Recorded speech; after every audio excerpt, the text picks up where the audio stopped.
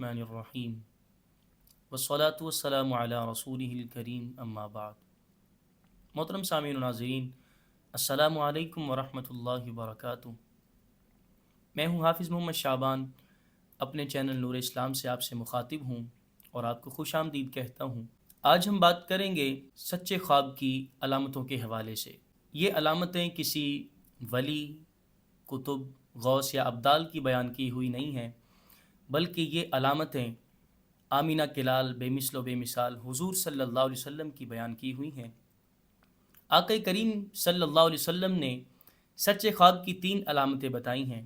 Number 1، فرمایا کہ سچے لوگوں کا خواب ہمیشہ سچا ہوتا ہے۔ اصدقہم رؤیا اصدقہم حدیثا، فرمایا کہ جس کی بات سب سے زیادہ سچی ہوگی، جو گفتگو میں سب سے زیادہ سچا ہوگا، فرمایا کہ اس کا خواب بھی سچا ہوگا۔ دوسری علامت کریم آقا دو عالم صلی اللہ علیہ وسلم نے بیان فرمائی، اصدق الرؤیا بالاسحار، فرمایا کہ صبح صادق کے وقت کا خواب بھی سچا ہوتا ہے۔ فرمایا کہ جو سحری کا وقت ختم ہو رہا ہوتا ہے اور اذان کا وقت شروع ہو رہا ہوتا ہے، یہی صبح صادق کا وقت ہے، اس وقت کا خواب بھی سچا ہوتا ہے۔ آقا کریم صلی اللہ علیہ وسلم نے تیسری نشانی بیان فرمائی سچے خواب کی، فرمایا کہ قیامت کے قریب بھی مومن کا خواب سچا ہوگا۔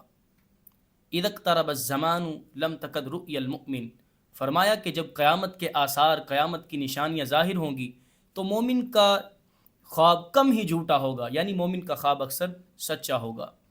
تو یہ تھی سچے خواب کی علامتیں۔